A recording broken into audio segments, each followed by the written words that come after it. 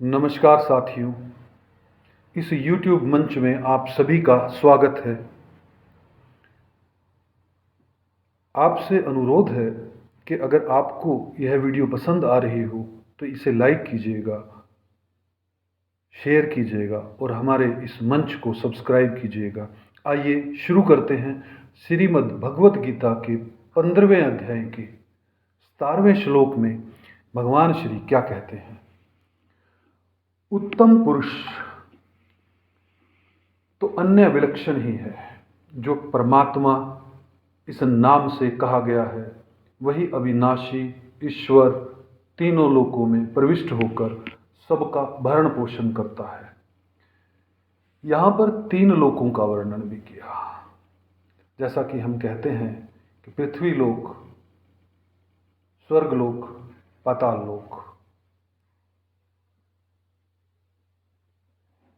तो इसके अंदर 3 लोकों के बारे में बताया गया कि मेरे द्वारा ही तीनों लोकों का भरण पोषण, मतलब उनको के भोजन की व्यवस्था, उनके जीने की व्यवस्था, उनकी हर तरह की व्यवस्था जो है परमात्मा यहाँ पर कह रहे हैं कि मैं ही करता हूँ। और हम व्यर्थ में अपने जीवन को इसी बात के लिए चिंताग्रस्त रहते हैं कि मेरा जीवन कैसे चलेगा। तो यहाँ पर भगवान श्री स्वयं कह रहे हैं कि मैं ही चलाता हूँ इन तीनों लोकों में सबके जीवन को, उनके का हर तरह से ध्यान मैं ही रखता हूँ।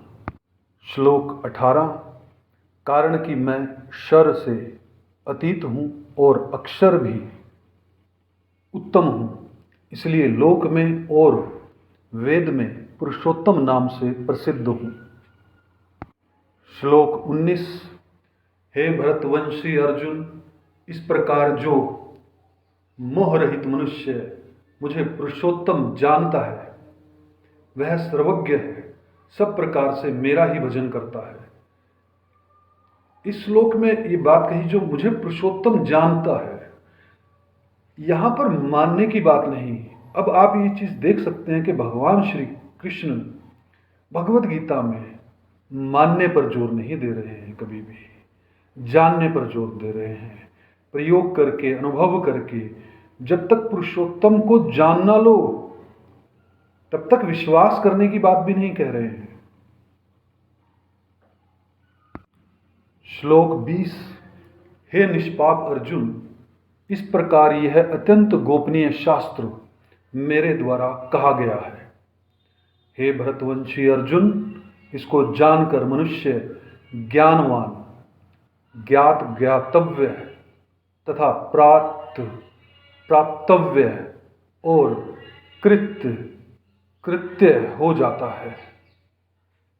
यहाँ पर श्री कृष्ण जो है वो कहना चाहते हैं कि अत्यंत गोपनीय है। गोपनीय का मतलब यही होता है कि जो आम जन के पास ना हो, जो आम ना हो। यह शास्त्र इतना गोपनीय है क्यों है गोपनीय?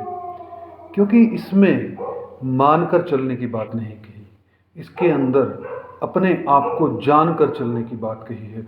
इसके अंदर विभिन्न तरह के प्रयोग भगवान श्री कृष्ण जी के द्वारा कहे गए हैं। भगवान श्री कृष्ण ऐसा नहीं कहते कि आंखें मूंद कर बस मान लो मैंने कहा, नहीं। वो कहते हैं कि जानो, और जो भी महापुरुष होगा, जो भी महात्मा होगा, जो भी परमात्मा होगा, उसके जीवन के अंदर कभी भी आपको अंधभक्त बनाने की कोशिश नहीं की गई हो जाती।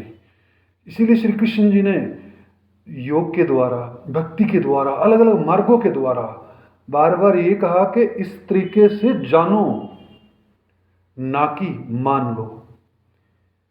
और भगवत गीता के इस अध्याय के अंदर ये बड़ा अच्छे से साफ किया गया कि अपने ज्ञान को अनुभव करके जान लो। दोस्तों, इस वीडियो का यहीं पर समापन करते हैं। अगर यह वीडियो आपको पसंद आई हो तो इसे लाइक कीजिएगा, शेयर कीजिएगा और हमारे इस मंच को सब्सक्राइब कीजिएगा। आप सभी का दिन शुभ हो, यही मनोकामना के साथ। धन्यवाद।